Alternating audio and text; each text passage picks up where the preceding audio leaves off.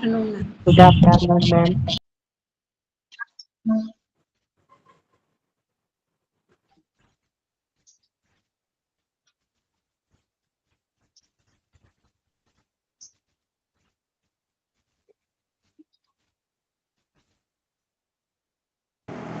Good afternoon, ma'am. Good afternoon.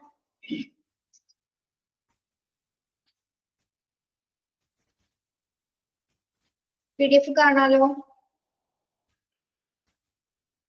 Yes, good afternoon to all.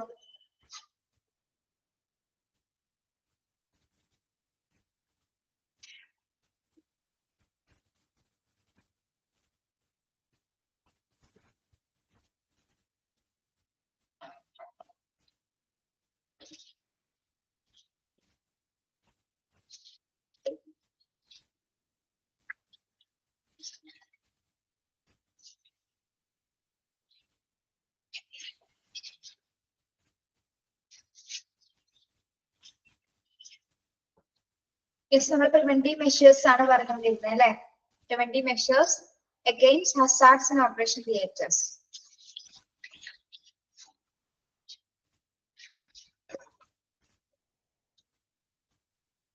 Operation തിയേറ്റേഴ്സിലെ അപകടങ്ങൾക്കെതിരായിട്ടുള്ള പ്രതിരോധ നടപടികൾ എന്തൊക്കെയാണ്? 3 പോയിന്റ്സ് പറഞ്ഞിരുന്നു.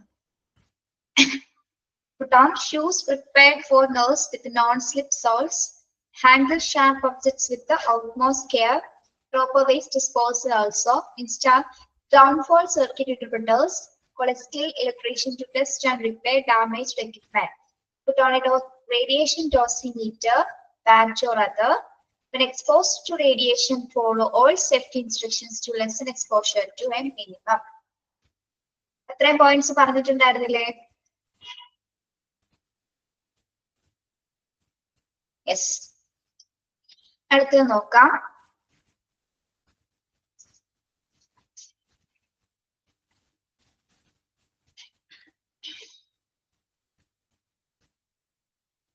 Install air conditioning with effective general ventilation in the operating room to lessen heat stress and remove odors, gases, and vapors.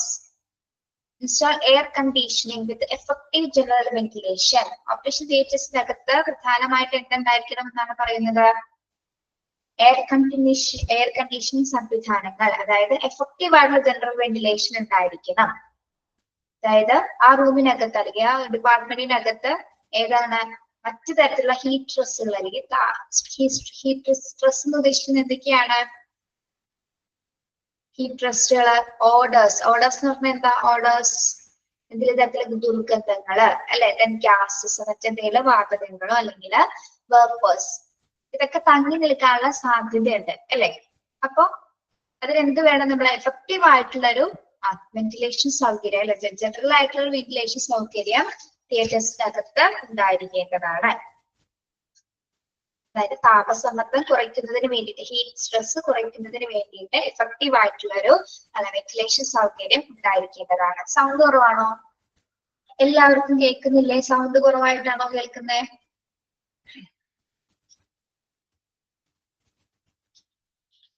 Okay. Yes. ഇപ്പൊ താപസമ്മർദ്ദം കുറയ്ക്കുന്നതിനായിട്ട്, അതായത് ദുർഗന്ധങ്ങള്, വാതകങ്ങള്, മറ്റ് നീരാവി എന്നിവ പോലുള്ള എന്നിവ അടിഞ്ഞു കൂടാതിരിക്കാനായിട്ട് നമ്മൾ അവ നീക്കം ചെയ്യുന്നതിന് വേണ്ടിയിട്ട് ഒരു പൊതുവായിട്ടുള്ള ഒരു വെന്റിലേഷൻ സൗകര്യം, അതായത് എയർ കണ്ടീഷനിങ് സ്ഥാപിച്ചിരിക്കണം. എവിടെ? ഓപ്പറേഷൻ തിയേറ്റേഴ്സിന്റെ അകത്തായിട്ട്, ആ ഡിപ്പാർട്ട്മെന്റ്സിന്റെ അകത്തായിട്ട് നല്ലൊരു എയർ കണ്ടീഷനിങ് വെന്റിലേഷൻ സൗകര്യം സ്ഥാപിച്ചിട്ടുണ്ടായിരിക്കണം. ഓക്കെ. ഇനി ഇത്തരത്തിലുള്ള ഹീറ്റ് സ്ട്രെസ് അല്ലെങ്കിൽ താപസമ്മർദ്ദം റൂമിനകത്ത് ഇങ്ങനെ ഇത്തരത്തിലുള്ള ദുർഗന്ധങ്ങളൊക്കെ നിന്ന് കഴിഞ്ഞാൽ എന്തായിരിക്കും സിറ്റുവേഷൻ?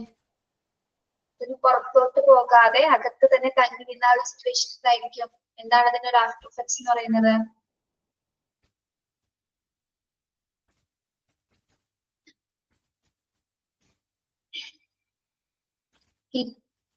ഇൻഫെക്ഷൻ ഉണ്ടാകും.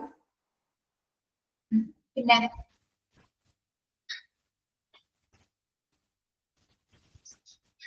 റൂമിനകത്ത് ഇഫക്റ്റീവ് ആയിട്ട് വെന്റിലേഷൻ സൗകര്യം ഇല്ലെങ്കിൽ ബ്രീത്തിങ് ഡിഫിക്കൽട്ടീസ് വരാനുള്ള സാധ്യതയില്ലേ? ബ്രീത്തിങ് ഡിഫിക്കൽട്ടീസ് ഉണ്ടായിരിക്കും. ഓക്കെ. യെസ്. ഓക്കെ. Then അടുത്ത point, nurses sensitive to natural rubber lactose must use non-lactose or powder-free latex gloves and avoid contact with other latex products. Nurses sensitive to natural rubber lactose must use non-lactose or powder-free latex gloves and avoid contact with other latex products. എന്താണ് latex products എന്ന് പറയുന്നത്? Rubber latex എന്ന് പറയുന്നത് എന്താണ്? Natural rubber latex. നമ്മുടെ ഗ്ലൗസസ് ഇല്ലേ, ഗ്ലൗസസില് natural rubber latex ആണെങ്കിൽ എന്തായിരിക്കും? നമ്മുടെ ഗ്ലൗസസിന്റെ മേലെ ഒരു വെളുത്ത പൊടി കണ്ടിട്ടില്ലേ? നമ്മുടെ കയ്യുറകളുടെ മേലെ വെളുത്ത പൊടികള്, തരി തരി പോലത്തെ പൊടികൾ കണ്ടിട്ടില്ലേ? യെസ്, ഇതെന്താണ്? നാച്ചുറൽ റബ്ബർ ലാറ്റക്സ് ആയതുകൊണ്ട് അതിന് എന്തുണ്ടായിരിക്കും? അത്തരത്തിലുള്ള ഒരു പൗഡർ ഉണ്ടായിരിക്കും. ഇനി നോൺ ലാറ്റക്സ് ആണെങ്കിൽ എന്താണ്? പൗഡർ ഫ്രീ ആയിരിക്കും. അപ്പൊ രണ്ട് ടൈപ്സ് ഗ്ലൗസ് നമ്മൾ കണ്ടിട്ടുണ്ട്. ഒന്ന് പൊടി ഉണ്ടാവും, നമ്മൾ അത് ഇട്ട് കഴിഞ്ഞ് ഊരി കഴിയുമ്പോൾ കയ്യിലേക്ക് ഒരു വെളുത്ത പൊടി നമ്മുടെ കയ്യിലും. അല്ലാതെ പൗഡർ ഫ്രീ ആയിട്ട് പൗഡറുകളൊന്നും ഇല്ലാതെ, അതായത് ചില നഴ്സുമാർക്ക് സെൻസിറ്റീവ് സ്കിന്നുള്ളവരുണ്ടാവും അല്ലെ, എന്തെങ്കിലും ഇറിറ്റേഷൻസോ സ്കിന്നിന് എന്തെങ്കിലും അലർജീസ് ഒക്കെ ഉള്ളവർക്ക് അത്തരത്തിലുള്ള ഗ്ലൗസ് ഉപയോഗിക്കാനായിട്ട് പറ്റില്ല. പൊടിയുള്ള അല്ലെങ്കിൽ പൗഡർ ആയിട്ടുള്ള ലാറ്റക്സ് ഉപയോഗിക്കാനായിട്ട് സാധിക്കില്ല. അങ്ങനെയുള്ളവർ എങ്ങനെയുള്ള ഗ്ലൗസ് യൂസ് ചെയ്യണമെന്നാണ് പറയുന്നത്? പൗഡർ ഫ്രീ ആയിട്ടുള്ള ലാറ്റക്സ് ഗ്ലൗസുകളായിരിക്കണം അവർ ഉപയോഗിക്കേണ്ടത്. ഓക്കെ, മാത്രമല്ല നാച്ചുറൽ ലാറ്റക്സ് ആയിട്ട് വരുന്ന കോണ്ടാക്ട്സ് കുറയ്ക്കുകയും വേണം.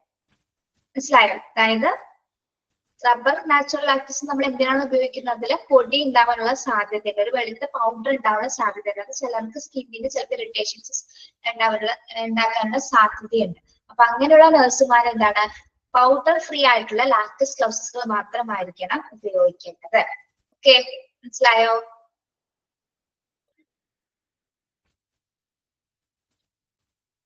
മനസ്സിലായോ പറഞ്ഞ point?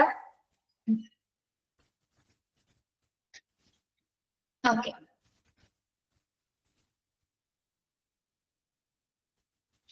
then at the point, follow established and appropriate infection control precautions, assuming blood body fluids.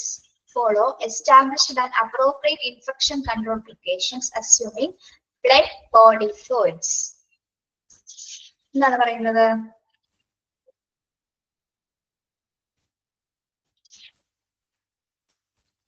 Blood body fluids ഇതുമായിട്ട് എന്താണ് കോണ്ടാക്ട് വരുന്നുണ്ട് അല്ലെ? അവിടെ വർക്ക് ചെയ്യുന്നവര് എന്തായാലും ബ്ലഡ് ബോഡി ഫ്ലൂയിഡ്സ്, അതായത് ശരീരദ്രവങ്ങളുമായിട്ട് കോണ്ടാക്ട്സ് വരുന്നില്ല.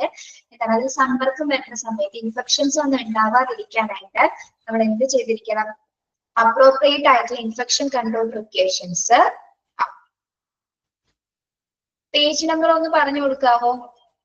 ടീച്ചറിന്റെ ഇതിലെ PDF പേജ് കാണാൻ പറ്റില്ല. ടെക്സ്റ്റിലെ പേജ് ഒന്ന് പറഞ്ഞു കൊടുത്തേ.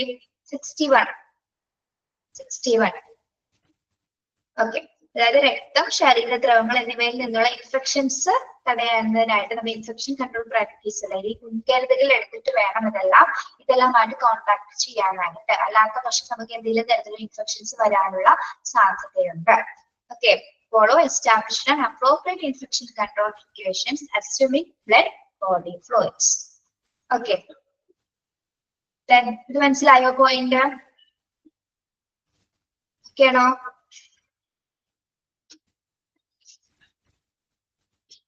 പിള്ളേരെ ഇത് ലാറ്റക്സ് ഗ്ലൗസസ് കണ്ടിട്ടില്ലേ നിങ്ങള്? റബ്ബർ ലാറ്റക്സ് ഗ്ലൗസസ് മനസ്സിലായില്ലേ അത് പറഞ്ഞത്? ചില നാച്ചുറൽ ആയിട്ടുള്ള ഗ്ലൗസസിൽ ഒരു പൗഡർ ഉണ്ടായിരിക്കുള്ളൂ, ഒരു പൗഡർ ഉണ്ടായിരിക്കും. ഇപ്പൊ താനിപ്പോ ഗ്ലൗസ് കണ്ടിട്ടുണ്ടോ? കയ്യുറകൾ കണ്ടിട്ടുണ്ടോ? രണ്ട് ടൈപ്സ് ഉണ്ട്. ഒന്ന് പൗഡർ ഫ്രീ ഉണ്ട്, ഒന്ന് നാച്ചുറൽ റബ്ബർ ലാറ്റക്സ് ഉണ്ട്. നാച്ചുറൽ എന്ന് പറയുമ്പോൾ എന്താണ്? അതിൽ പൊടി ഉണ്ടായിരിക്കും, ഒരു പൗഡർ ഉണ്ടായിരിക്കും. അതിന് ചിലർക്ക് അത് സ്കിന്നിന് ഇറിറ്റേഷൻസ് ഉള്ളവർ, അലർജി ഉള്ളവർക്ക് എന്താണ് അത് ഉപയോഗിച്ച് കഴിഞ്ഞ് കഴിഞ്ഞാൽ, ചില നഴ്സുമാർക്ക് അത് ഉപയോഗിച്ച് കഴിഞ്ഞാൽ സ്കിന്നിന് എന്തെങ്കിലും തരത്തിലുള്ള ഇറിറ്റേഷൻസ് വരാനുള്ള സാധ്യതയുണ്ട്. അങ്ങനെയുള്ള സമയത്ത് നമ്മൾ എന്ത് ചെയ്യണം? അത് പൗഡർ ഫ്രീ ആയിട്ടുള്ള ഗ്ലൗസുകൾ ഉണ്ട്, പൗഡർ ഇല്ലാത്തത്. ബ്ലൂ കളറിലാണ്, എനിക്ക് ബ്ലൂ കളറിന് വൈറ്റ് കളറിലേക്ക് അവൈലബിൾ ആണ്. ഓക്കെ, അങ്ങനെയുള്ള ഗ്ലാസുകൾ ധരിക്കാനാണ് അവിടെ സൂചിപ്പിക്കുന്നത് കേട്ടോ. സെൻസിറ്റീവ് സ്കിന്നുള്ളവര് പൗഡർ ഫ്രീ ആയിട്ടുള്ള ലാറ്റക്സ് ഉപയോഗിക്കുക. മനസ്സിലായോ? Then Wash hands and other exposed skin surface after coming into contact with the body or blood or body fluids. Wash hands and other exposed skin surface after coming into contact with the blood or body fluids. അതെന്താണ് പറയുന്നത്? അപ്പൊ ഇതിൽ എന്താ സൂചിപ്പിക്കുന്നത്?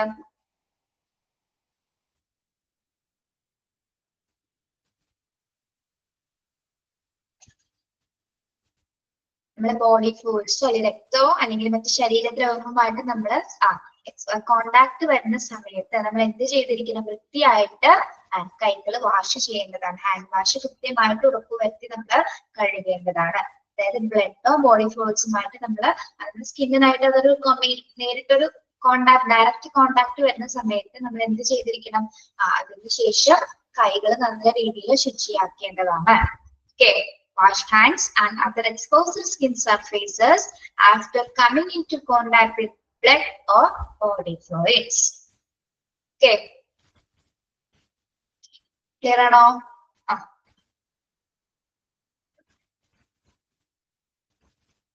അടുത്ത point നോക്കൂ. Provide lifting aids for the lifting and shift of heavy patients. Provide lifting aids for the lifting and shift of heavy patients. Consult an occupational safety specialist on the safe handling of heavy patients. ഇവിടെ എന്താ പറയുന്നത്? നമ്മള് heavy patients, heavy അതായത് അമിത ഭാരമുള്ള പേഷ്യൻസിനെ കൊണ്ടുപോകുന്ന സമയത്ത്, ഇപ്പൊ അവർ ഉയർത്തുന്ന സമയത്ത് നമ്മൾക്കിപ്പോ എന്താണ് അമിത ഭാരമുള്ള ഒരു ഹാൻഡിൽ ചെയ്യുന്ന സമയത്ത് കുറച്ച് പ്രിക്കോഷൻസ് എടുത്തില്ലെങ്കിൽ വളരെ ബുദ്ധിമുട്ടായിരിക്കും. പ്രത്യേകിച്ച് നമ്മൾ വീൽ ചെയറിലേക്കോ സ്ട്രക്ചറിലേക്കോ മാറ്റുന്ന സമയത്ത് ഹെവി പേഷ്യൻസിനെ നമുക്ക് ചിലപ്പോൾ താങ്ങാൻ പറ്റിയെന്ന് വരില്ല. അല്ലെ, ഒബീസിറ്റി ആയിട്ടുള്ള പേഷ്യൻസ് ഒക്കെ ആണെങ്കിൽ നമുക്ക് അതിനെ അപ്പിരിക്കാനായിട്ട് ബുദ്ധിമുട്ടായിരിക്കും. അപ്പൊ എന്താണ് അതിന് വേണ്ടിയിട്ട് നമ്മൾ ഷിഫ്റ്റ് ചെയ്യുമ്പോൾ ലിഫ്റ്റിംഗ് സംവിധാനം ഉപയോഗിക്കുക. അല്ലെ, ലിഫ്റ്റ് ഉപയോഗിച്ചിട്ട് വേണം നമ്മൾ മാക്സിമം ഇങ്ങനെയുള്ള ഹെവി പേഷ്യൻസിനെ കൊണ്ടുപോകാനായിട്ട്. മാത്രമല്ല, ഒരു ഒക്യുപേഷൻ സേഫ്റ്റി സ്പെഷ്യലിസ്റ്റിൽ നിന്ന് നമ്മൾ എങ്ങനെയായിരിക്കണം ഹെവി പേഷ്യൻസിനെ ഹാൻഡിൽ ചെയ്യേണ്ടത് എന്നതുമായി ബന്ധപ്പെട്ട നിർദ്ദേശങ്ങൾ അവരോട് ചോദിച്ചറിഞ്ഞ് മനസ്സിലാക്കിയതിനു ശേഷമായിരിക്കണം ഹെവി പേഷ്യൻസിനെ നമ്മൾ ഹാൻഡിൽ ചെയ്യാനായിട്ട്. ഓക്കെ. അപ്പൊ ഹെവി പേഷ്യൻസിനെ ഹാൻഡിൽ ചെയ്യുന്ന സമയത്ത് മാക്സിമം നമ്മൾ ലിഫ്റ്റ് ഉപയോഗിക്കുക. അതോടൊപ്പം തന്നെ എന്താണ്, ഒരു ഒക്യുപേഷൻ സേഫ്റ്റി സ്പെഷ്യലിസ്റ്റിന്റെ നിർദ്ദേശങ്ങൾ പ്രകാരമായിരിക്കണം നമ്മൾ അത്തരത്തിലുള്ള അമിത ഭാരമുള്ള പേഷ്യൻസിനെ ഹാൻഡിൽ ചെയ്യുന്ന സമയത്ത് കുറെ പ്രിക്കോഷൻസ് എടുത്തിട്ട് വേണം നമ്മൾ അവരെ ലെഫ്റ്റിൽ ട്രാൻസ്ഫർ ചെയ്യാനായിട്ട്. ഓക്കെ. അല്ലെങ്കിൽ ചിലപ്പോൾ നമ്മുടെ ഒരു അസുഖം പോലെ അല്ലെങ്കിൽ നമുക്ക് പിടിക്കാൻ പറ്റാത്ത സിറ്റുവേഷനിൽ ചിലപ്പോൾ അവർ താഴെ വീണാല് അതിൽ വലിയ കോംപ്ലിക്കേഷൻസ് ഉണ്ടാകാൻ സാധ്യത. ഓക്കെ, മനസ്സിലായോ ആ പോയിന്റ്? അടുത്തത് checking for anaesthetic and oxygen gas leakages. Checking for anaesthetic and oxygen gas leakages. പിന്നെ നമ്മൾ എടുക്കേണ്ട ഒരു മറ്റൊരു പ്രിക്കോഷൻ ആണ് ഏതെങ്കിലും ഗ്യാസ് ലീക്കേജസ്, ഏതെങ്കിലും പ്രത്യേകിച്ച് അനസ്തെറ്റിക് അല്ലെങ്കിൽ ഓക്സിജൻ ഗ്യാസിൽ എന്തെങ്കിലും ലീക്കേജുകൾ ഉണ്ടോ എന്ന് പ്രത്യേകമായിട്ട് ശ്രദ്ധിക്കണം. അതുടനടി തന്നെ അവിടുന്ന് മാറ്റേണ്ടതാണ്. ഓക്കെ, ഇതിൽ ലീക്കേജസ് ഉണ്ടെങ്കിൽ അത് ഉടനടി തന്നെ നമ്മൾ ചെക്ക് ചെയ്ത് മാറ്റേണ്ടതാണ്. ലാസ്റ്റ് പോയിന്റ് എന്താണ്? Control of fire danger. എന്താണ്? തീയപകടത്തിന്റെ നിയന്ത്രണം. ഓക്കെ, ഏതെങ്കിലും തരത്തിലുള്ള ഫയർ വരാനുള്ള സാധ്യത ഉണ്ടെങ്കിൽ അതിന് വേണ്ടിയിട്ടുള്ള നിയന്ത്രണങ്ങൾ സ്ഥാപിക്കുക. Okay, control of fire danger. മനസ്സിലായോ?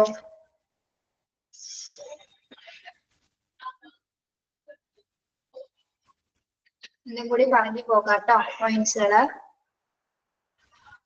അപ്പൊ ഹീറ്റ് സ്ട്രെസ് കുറയ്ക്കുന്നതിന് വേണ്ടിയിട്ട്, അതായത് ഓർഡേഴ്സ്, ഗ്യാസസ്, വേപ്പേഴ്സ് ഒക്കെ ഇവ റൂമിൽ നിന്ന് പുറത്തേക്ക് പോകുന്നതിന് വേണ്ടിയിട്ട് നമ്മൾ കൃത്യമായിട്ടുള്ള ഒരു എയർ കണ്ടീഷൻ സംവിധാനം, എഫക്റ്റീവ് ആയിട്ടുള്ള ഒരു വെന്റിലേഷൻ സൗകര്യം ഉറപ്പുവരുത്തുക. പിന്നെ എന്താണ്? സെൻസിറ്റീവ് നാച്ചുറൽ ലാക്ടീസിനോട് സംവേദനക്ഷമതയുള്ള നഴ്സുമാര് എന്തുപയോഗിക്കണം? പൗഡർ ഫ്രീ ആയിട്ടുള്ള ഗ്ലൗസസ് ആയിരിക്കണം ഉപയോഗിക്കേണ്ടത്. പൗഡർ ഫ്രീ ആയിട്ടുള്ള ലാക്ടീസ് ഗ്ലൗസസ് ആയിരിക്കണം ഉപയോഗിക്കേണ്ടത്. അത് മാത്രമല്ല, നാച്ചുറൽ ആയിട്ടുള്ള റബ്ബർ ലാക്ടീസുമായിട്ട് കോണ്ടാക്ട് വരാതെയും ശ്രദ്ധിക്കുക. പിന്നെ ബ്ലഡോ ബോഡി ഫ്ലൂയിഡ്സുമായിട്ട് എന്തെങ്കിലും തരത്തില് സമ്പർക്കം വരുന്ന സമയത്ത് എന്താണ്? അപ്രോപ്രിയേറ്റ് ആയിട്ടുള്ള ഇൻഫെക്ഷൻ കൺട്രോൾസ് പ്രൊസീജിയേഴ്സിൽ പ്രിക്കോഷൻസും എടുക്കേണ്ടതാണ്. പിന്നെ ബോഡി ഫ്ലൂയിഡ്സും ബ്ലഡുമായിട്ടൊക്കെ കോണ്ടാക്ട് വരുന്ന സമയത്ത് നമ്മൾ കൃത്യമായിട്ട് കൈകൾ വാഷ് ചെയ്യുക. ഓക്കെ, നമ്മുടെ കയ്യിലാവാതെ തന്നെ നമ്മുടെ കൈയുടെ ഏതെങ്കിലും കൈത്തണ്ടയിലാകാം, അല്ലെങ്കിൽ നമ്മുടെ ആംസിന്റെ ഒക്കെ അവിടെയൊക്കെ ചിലപ്പോൾ ബ്ലഡോ ബോഡി ഫ്ലൂയിഡ്സ് ആയി കൈപ്പത്തിയിൽ മാത്രമല്ലാതെ ഇവിടെയൊക്കെ ആവാനുള്ള സാധ്യതയുണ്ട് അല്ലെ. അപ്പൊ പ്രിക്കോഷൻസ് എടുത്തിട്ട് വേണം നമ്മളത് എടുക്കാനും. അതേപോലെ തന്നെ എന്താണ്, കൃത്യമായിട്ട് വാഷ് ചെയ്തിരിക്കണം കൈ. ബ്ലഡോ ബോഡി ഫ്ലൂയിഡ്സുമായിട്ട് സമ്പർക്കം വരുന്ന സമയത്ത് നമ്മൾ നല്ല രീതിയിലൊരു ഹാൻഡ് വാഷിംഗ് ചെയ്തിട്ടുണ്ടായിരിക്കും. ഓക്കെ. പിന്നെ ഹെവി പേഷ്യൻസിനെ നമ്മൾ എങ്ങനെയായിരിക്കണം കൊണ്ടുപോകേണ്ടത്? ഹെവി പേഷ്യൻസിനായിട്ട് നമ്മൾ ലിഫ്റ്റിംഗ് സംവിധാനം, അവരെ ഷിഫ്റ്റ് ചെയ്യുന്ന സമയത്ത് ലിഫ്റ്റിംഗ് സംവിധാനം ഉപയോഗിക്കുക. ഒരു എക്യുപേഷൻ സേഫ്റ്റി സ്പെഷ്യലിസ്റ്റിൽ നിന്നുള്ള നിർദ്ദേശങ്ങൾ അനുസരിച്ചിട്ടായിരിക്കും നമ്മൾ അവിടെ ഹെവി പേഷ്യൻസിനെ സേഫ് ഹാൻഡിലിംഗ് ചെയ്യേണ്ടത്. ഏതെങ്കിലും ഗ്യാസ് ലീക്കേജസ് ഉണ്ടെങ്കിൽ അത് കൃത്യമായിട്ട് ചെക്ക് ചെയ്യുക. പ്രത്യേകിച്ച് anaesthetic and oxygen gas leakages ഉണ്ടെങ്കിൽ അത് ചെക്ക് ചെയ്യുക. അതോടൊപ്പം തന്നെ എന്താണ്, കൺട്രോൾ ഓഫ് ഫയർ ഡേഞ്ചർ, തീ അപകടത്തിന്റെ നിയന്ത്രണം ഉറപ്പുവരുത്തുക. ഓക്കെ, ഇതൊക്കെയാണ് പ്രധാനമായിട്ടും എന്ത് വരുന്നത്, ഓപ്പറേഷൻ തിയേറ്ററിന്റെ അപകടങ്ങൾക്കെതിരായിട്ടുള്ള പ്രതിരോധ നടപടികൾ എന്ന് പറയുന്നത്. Preventive measures against hazards in operation theatre. പെട്ടെന്നൊന്ന് വായിച്ചു നോക്കിയാലും ആരും ഇരുന്ന് ഉറങ്ങണമൊന്നുമില്ലല്ലോ, ഉറങ്ങിയൊന്നുമല്ലല്ലോ, ഉണ്ടാതിരിക്കുന്നോണ്ട് ചോദിച്ചാ ഇല്ല. ശരി, ഉറക്കം വരുന്നുണ്ടോ? നിങ്ങൾക്ക് ഉറക്കം വരുന്ന ഒരു സമയമാണ് അല്ലെ, ഏകദേശം ഒരു 2:30 ആവുമ്പോ നമ്മുടെ ഫുഡൊക്കെ ഡൈജസ്റ്റ് ആവുന്ന ഒരു ടൈമാണ്. അപ്പൊ നമുക്ക് ചെറുതായിട്ടൊക്കെ ഉറക്കം വരും. എനിക്ക് വരാറുണ്ടോ? സത്യമായിട്ട് ഉറക്കം വരാറുണ്ട്. എല്ലാവർക്കും വരും. അങ്ങനെയാണ് അത്. ഫുഡ് ഡൈജസ്റ്റ് ചെയ്യുന്ന സമയത്ത് നമ്മുടെ ബോഡി ഒന്ന് ജസ്റ്റ് ഒന്ന് ഇതാവും. പക്ഷെ ഉറങ്ങണ്ട കേട്ടോ, ചോദിച്ചെന്നുള്ളൂ ഉറങ്ങിയാണോ. ഓക്കെ, അപ്പൊ ഇത് ക്ലിയർ ആണല്ലോ.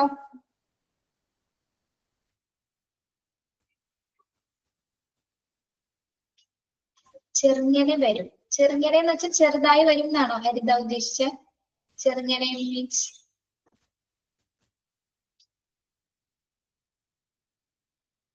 അതെ. ഹരിതയുടെ നാട് എവിടെയാ?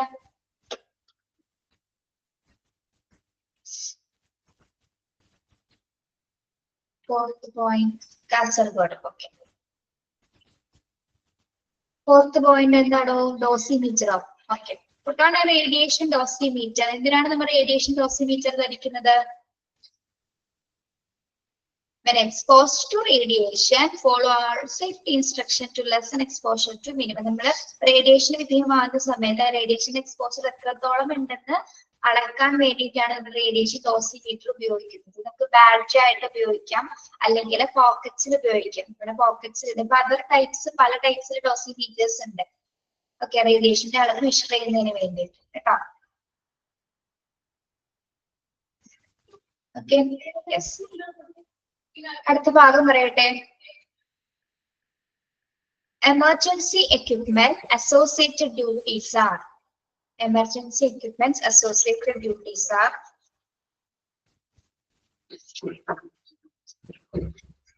yes.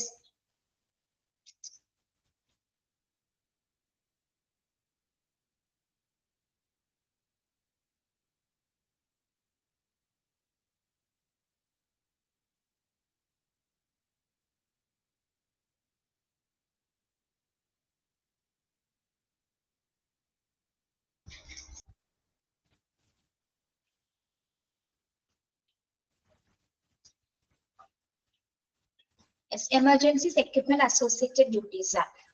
ഇനി തിയേറ്ററുമായി ബന്ധപ്പെട്ട കുറച്ച് എമർജൻസി എക്യുപ്മെന്റ്സുകളുണ്ട്. അതായത് അടിയന്തര ഉപകരണങ്ങളുമായി ബന്ധപ്പെട്ട ചുമതലകൾ എന്തൊക്കെയാണ്? തിയേറ്റേഴ്സിനകത്തെ ഏറ്റവും എമർജൻസി എക്യുപ്മെന്റ്സ് ആയിട്ട് ചില പേഴ്സൺസിന് എന്താണ്, അല്ലെങ്കിൽ ചില സ്റ്റാഫുകൾക്ക് അതുമായി ബന്ധപ്പെട്ട ഡ്യൂട്ടീസ് വരുന്നുണ്ട്. അപ്പൊ അതെന്തൊക്കെയാണെന്ന് നമുക്ക് നോക്കാം. First one, cardiac trolley with the defibrillator has to be readily available. Cardiac trolley with the defibrillator has to be readily available to all personnel know its location. Specific duties of each person to perform in connection with emergency equipment, checking of medicines which are expired, and preventive maintenance of equipment. നോക്കാം. Cardiac trolley with the defibrillator has to be readily available. എന്താണ് അപ്പൊ cardiac trolley എപ്പോ വേണമെങ്കിലും നമുക്ക് ആവശ്യമായിട്ട് വന്നേക്കാം അല്ലെ. വിത്ത് defibrillator. ഡെഫിബ്രിലേറ്റേഴ്സ് എന്താണെന്നാണ് നമ്മൾ പഠിച്ചത്? Defibrillators. എന്തിനാണ് defibrillator ഉപയോഗിക്കുന്നത്?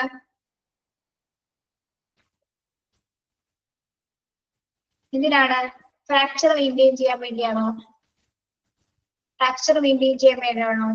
സ്പൈനൽ കോഡ് ഇഞ്ചുറിക്കാണോ? എന്തിനാണ് defibrillators ഉപയോഗിക്കുന്നത്? പറഞ്ഞോയോ?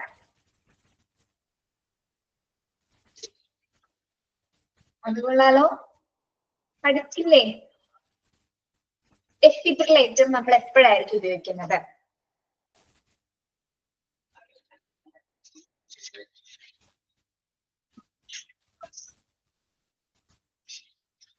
നമ്മൾ എവിടെയാണ് സ്പെഷ്യൽ എക്യുപ്മെന്റ്സ് ഒക്കെ പറഞ്ഞ സമയത്തൊക്കെ ഇത് പറഞ്ഞിട്ടുണ്ടായിരുന്നു defibrillator. റീസ്റ്റാർട്ട് ചെയ്യുന്നതിന് വേണ്ടിയിട്ട് അല്ലെ ഹാർട്സിന്റെ പ്രവർത്തനങ്ങള് ഹൃദയത്തിന്റെ പ്രവർത്തനം റീസ്റ്റാർട്ട് ചെയ്യുന്നതിന് വേണ്ടി ഉപയോഗിക്കുന്നത്. നമ്മൾ ഡോക്ടേഴ്സ് ഒക്കെ ഇങ്ങനെ എടുത്ത് വയ്ക്കുന്നുണ്ടല്ലേ, ഒരു കട്ടിയുള്ള ഒരു സാധനം ചെസ്റ്റില് പ്രസ് ചെയ്യും. ഇതിനു വേണ്ടിയിട്ടാണ് കാർഡിയാക് അറസ്റ്റ് ഒക്കെ സംഭവിക്കുന്ന സമയത്ത്. ഓക്കെ, അപ്പൊ അത് റീസ്റ്റാർട്ട് ചെയ്യാൻ വേണ്ടിയിട്ട് ഉപയോഗിക്കുന്ന ഉപകരണമാണ് defibrilators. ഇപ്പൊ defibrillator അടങ്ങുന്ന ഒരു കാർഡിയാക് റോൾ ഈസിലി ആയിട്ട് ഇവിടെ അവൈലബിൾ ആയിട്ട് ഉണ്ടായിരിക്കണം. അതൊരു എമർജൻസി എക്യുപ്മെന്റ് ആണ്. ഓക്കെ, അതെപ്പോഴും എന്താണ് ആ പേജസിനകത്ത് തന്നെ ഉണ്ടായിരിക്കേണ്ടതാണ്. Then to all personal noise location. To all personal noise location. എന്താണ് ഏതൊക്കെ എക്യുപ്മെന്റ്സുകൾ എവിടെയാണെന്നുള്ളത് എല്ലാ പേഴ്സണൽസും, അതായത് എക്യുപ്മെന്റ്സ് ഒക്കെ എവിടെയാണ് ഇരിക്കുന്നത് എന്നുള്ളത് എല്ലാ സ്റ്റാഫുകൾക്കും കൃത്യമായിട്ട് അതിന്റെ ലൊക്കേഷൻ അറിഞ്ഞിരിക്കണം. അല്ലാതെ ഒരു സിറ്റുവേഷൻ വരുന്ന സമയത്ത് അത് എവിടെയാണ് ഇത് എവിടെയാണെന്ന് നമുക്ക് അന്വേഷിക്കാൻ പറ്റുന്ന ഒരു സാഹചര്യം അല്ല. എമർജൻസി സിറ്റുവേഷൻസ് വരുന്ന സമയത്ത് ഇതെല്ലാം എവിടെ ലൊക്കേറ്റ് ചെയ്തിരിക്കുന്നു എന്ന് എല്ലാ സ്റ്റാഫുകൾക്കും കൃത്യമായിട്ട് അറിഞ്ഞിരിക്കണം. Okay, then specific duties of each person to be performed in connection with emergency equipment, checking of medicines which are expired and preventive maintenance of equipment. ഇനി ഓരോ സ്റ്റാഫുകൾക്കും സ്പെസിഫിക് ആയിട്ടുള്ള ഡ്യൂട്ടീസ് ഉണ്ടായിരിക്കും. എമർജൻസി എക്യുപ്മെന്റ്സുമായി ബന്ധപ്പെട്ട് ഓരോ സ്റ്റാഫുകൾക്കും ചില സ്പെസിഫിക് ഡ്യൂട്ടീസ് ഉണ്ടായിരിക്കും. എന്തൊക്കെയായിരിക്കും? ഒന്ന് ചിലപ്പോ emergency equipment checking of medicines check ചെയ്യണം അല്ലെ, അതിന് എക്സ്പയർ ആയിട്ടുണ്ടോ അല്ലെങ്കിൽ മരുന്നുകൾക്ക് എന്തെങ്കിലും തരത്തിലുള്ള എന്തെങ്കിലും കേടുപാടുകൾ വന്നിട്ടുണ്ടോ എന്ന് കൃത്യമായിട്ട് ചെക്ക് ചെയ്യണം. അതോടൊപ്പം തന്നെ എന്താണ് ഏതെങ്കിലും എക്യുപ്മെന്റ്സിൽ എന്തെങ്കിലും റിപ്പയറിങ്ങോ അല്ലെങ്കിൽ തകരാറുകളോ ഉണ്ടോ എന്നും കൃത്യമായിട്ട് ഓരോ പേഴ്സൺസ് ചെക്ക് ചെയ്യാം. അത് ഓരോ സ്റ്റാഫുകൾക്ക് നമ്മൾ ചിലപ്പോൾ കൊടുക്കും. ഇന്ന ഡ്യൂട്ടീസോ ഇന്നത്തെ ഓരോരുത്തരെ കാണുന്ന നമുക്ക് കൊടുത്തു കഴിഞ്ഞിട്ട് അവരായിരിക്കും ആ ഡ്യൂട്ടി കൈകാര്യം ചെയ്യേണ്ടത്. ഇപ്പൊ മരുന്നുകൾ എക്സ്പയർ ആയിട്ടുണ്ടോ, എക്യുപ്മെന്റ്സിൽ അതിന് തകരാറുകൾ ഉണ്ടോ എന്നൊക്കെ ചെക്ക് ചെയ്യേണ്ടത് സ്പെസിഫിക് ആയിട്ട് ഡ്യൂട്ടീസ് കൊടുക്കുന്ന സ്റ്റാഫുകളായിരിക്കും. Okay, yes. അപ്പൊ ഫസ്റ്റ് വൺ എന്താണ് പറഞ്ഞത്? cardiac trolley with the defibrillator has to be readily available. cardiac trolley അടങ്ങുന്ന defibrillator അടങ്ങുന്ന ട്രോളി എപ്പോഴും അവൈലബിൾ ആയിരിക്കണം. എല്ലാ പേഴ്സൺസും എല്ലാ എക്യുപ്മെന്റ്സും എവിടെയാണ് അതിന്റെ ലൊക്കേഷൻ എന്ന് കൃത്യമായിട്ട് അറിഞ്ഞിരിക്കണം. പിന്നെ സ്പെസിഫിക് ഡ്യൂട്ടീസ് ഓരോ സ്റ്റാഫുകൾക്ക് കൊടുക്കുന്നതായിരിക്കും. അവർ പെർഫോം ചെയ്യാൻ വേണം. എന്തൊക്കെ ഡ്യൂട്ടീസ് ആണ് അവർക്ക് വരുന്നത്? Emergency equipment checking of medicines R expired. Medicines ഒക്കെ എക്സ്പയർ ആയിട്ടുണ്ടോ അല്ലെങ്കിൽ ഏതെങ്കിലും എക്യുപ്മെന്റ്സിൽ എന്തെങ്കിലും മെയിൻ്റനൻസ് വേണം, പ്രിവെന്റീവ് ആയിട്ടുള്ള എന്തെങ്കിലും ചെയ്യണം എന്നുള്ളതൊക്കെ കൃത്യമായിട്ട് അവർ ചെക്ക് ചെയ്തിട്ടുണ്ടായിരിക്കണം. ഓക്കെ, അപ്പൊ നമ്മളിപ്പോ എന്താ പറഞ്ഞത്? Emergency equipment associate with duties, അടിയന്തര ഉപകരണങ്ങളുമായി ബന്ധപ്പെട്ട ഡ്യൂട്ടീസ് ആണ് നമ്മളിപ്പോ പറഞ്ഞത്. ആ ഒരു 3 പോയിന്റ്സ് അവിടെ കൊടുത്തിട്ടുള്ളത് കേട്ടോ. മനസ്സിലായോ? അത്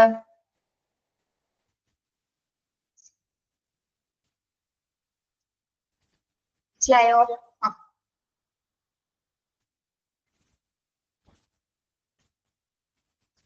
അടുത്തത്, administration must involve standard policies for protection of patients in operation theatre. Administration must involve standard policies for protection of patients in operation theatres. ഈ ഭാഗം എന്താണ്? അതായത് തിയേറ്റേഴ്സിലെ രോഗികളുടെ സംരക്ഷണവുമായി ബന്ധപ്പെട്ട് അല്ലെ, തിയേറ്റേഴ്സിലെ രോഗികളുടെ പേഷ്യൻസിന്റെ പ്രൊട്ടക്ഷനുമായി ബന്ധപ്പെട്ട് കുറച്ച് പോളിസീസ് ആണ് അഡ്മിനിസ്ട്രേഷൻസ് വരുന്നുണ്ട്. എന്തൊക്കെ കാര്യങ്ങളാണ് പ്രധാനമായിട്ടും?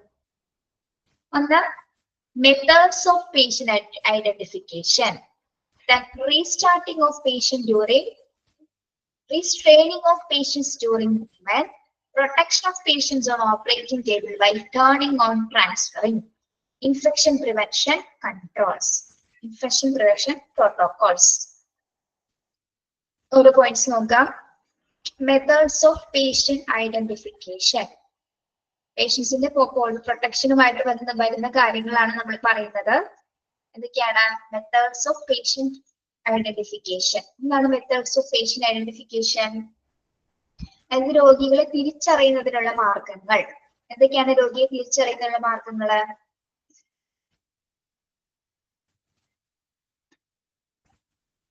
നമ്മൾ എങ്ങനെ തിരിച്ചറിയാൻ പറ്റും രോഗിനെ? ഒരു മാർഗമില്ല ഐഡന്റിഫൈ ചെയ്യാനായിട്ട് പേഷ്യൻസിനെ.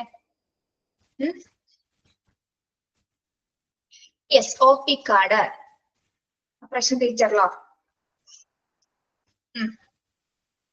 മെഡിക്കൽ റെക്കോർഡ്സ് പറയാം നമുക്ക്. അതിൽ മെഡിക്കൽ റെക്കോർഡ്സിൽ പേഷ്യൻസിന്റെ എല്ലാ ഡീറ്റെയിൽസ് ഉണ്ടായിരിക്കും. ദെൻ പേഷ്യൻസിന്റെ കഴുത്തിൽ ചിലപ്പോൾ ബാഡ്ജോ അല്ലെങ്കിൽ ID കാർഡോ ഉണ്ടായിരിക്കണം. കയ്യിലോ അല്ല, ചിലതിൽ കയ്യിൽ ഉണ്ടായിരിക്കണമെങ്കിൽ കഴുത്തിലായിരിക്കും ID കാർഡ് പോലെ ഇടാം. പല ഹോസ്പിറ്റലിലും ഡിപ്പെൻഡ് ചെയ്തിരിക്കും. പിന്നെ എന്തൊക്കെ ഉണ്ടായിരിക്കും? അതായത് അതൊക്കെ ഇൻഡിവിജ്വൽ ഐഡന്റിഫിക്കേഷൻ ആണ്. ഓരോ പേഴ്സൺ, ഓരോ പേഷ്യൻസിനെ നമ്മൾ ഇൻഡിവിജ്വൽ ആയിട്ട് ഐഡന്റിഫൈ ചെയ്യാൻ വേണ്ടിയിട്ടാണ് ചിലപ്പോൾ പേഴ്സണൽ ഡീറ്റെയിൽസ് അറിഞ്ഞിട്ടുള്ളത്. അല്ലെങ്കിൽ എന്തൊക്കെ ഉണ്ടായിരിക്കും? അതിലെ പേരുണ്ടായിരിക്കും. എന്തൊക്കെ ഉണ്ടായിരിക്കും IDയില്? പേര്, ഏജ് ഉണ്ടായിരിക്കും, ഏത് ഡിപ്പാർട്ട്മെന്റ് ആണ്, അല്ലെങ്കിൽ ഏത് ഡോക്ടർ, ചിലപ്പോൾ ഡോക്ടറിന്റെ പേരായിരിക്കും അല്ലെ, അല്ലെങ്കിൽ ഏത് ഡിപ്പാർട്ട്മെന്റ് ആണ്, ഡോക്ടേഴ്സ് നെയിം, അല്ലെങ്കിൽ പിന്നെ എന്താണ് വേറൊരു കാര്യം കൂടി ഉണ്ടായിരിക്കും, ഒരു നമ്പർ. എന്ത് നമ്പർ ആയിരിക്കും? എന്ത് നമ്പർ ആയിരിക്കും?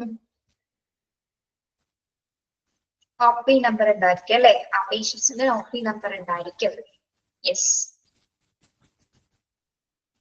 അപ്പൊ ഇൻഡിവിജ്വൽ ഐഡന്റിഫിക്കേഷൻ വഴി നമുക്ക് അറിയാൻ പറ്റും. അതേപോലെ എന്താണ്, പേഷ്യന്റുമായി ബന്ധപ്പെട്ട് മെഡിക്കൽ റെക്കോർഡ് ഉണ്ടായിരിക്കും അല്ലെ. പേഷ്യൻസിന്റെ കംപ്ലീറ്റ് ഡീറ്റെയിൽസ് അറിയുന്ന മെഡിക്കൽ റെക്കോർഡ്സുകൾ ഉണ്ടായിരിക്കും. പിന്നെന്താണ്, ഈ 2-3 മെത്തേഡ്സ് വഴി നമുക്ക് പേഷ്യൻസിനെ ഐഡന്റിഫൈ ചെയ്യാനായിട്ട് സാധിക്കും. ഒന്ന് ഇൻഡിവിജ്വൽ ഐഡന്റിഫിക്കേഷൻ, ബാഡ്ജോ അല്ലെങ്കിൽ ID കാർഡോ ഉപയോഗിച്ച് മനസ്സിലാക്കാം. അല്ലെങ്കിൽ പേഷ്യൻസിന്റെ മെഡിക്കൽ റെക്കോർഡ്സ് വഴി പേഷ്യൻസിന്റെ ഡീറ്റെയിൽസ് നമുക്ക് അറിയാൻ സാധിക്കും. ഇനി അത് തിയേറ്ററിനെ സംബന്ധിച്ചിടത്തോളം പോപ്പുലേഷൻ തിയേറ്ററിന്റെ മെയിൻ അഡ്മിനിസ്ട്രേറ്റീവ് പോളിസിയാണ്. പേഷ്യൻസിന്റെ എല്ലാ കാര്യങ്ങളും ഡീറ്റെയിൽസിന്റെ പ്രൊട്ടക്ഷൻ ആണ് ഐഡന്റിഫിക്കേഷൻ എന്ന് പറയുന്ന മെത്തേഡ്സുകൾ. അതായത് ID കാർഡ് അല്ലെങ്കിൽ മെഡിക്കൽ റെക്കോർഡ്സുകളാണ് അവിടെ വരുന്നത്. Okay. Second one, restraining of patients during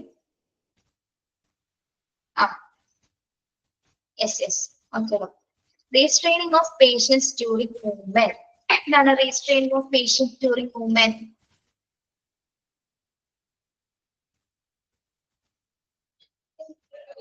റീസ്ട്രെയിനിങ് വരുന്ന എപ്പോഴാണ്? പേഷ്യന്റ് മൂവ്മെന്റിന്റെ സമയത്ത്. ഏത് സിറ്റുവേഷൻസിലാണ് നമ്മൾ ഇങ്ങനെ റീസ്ട്രെയിൻ വരുന്ന സിറ്റുവേഷൻ?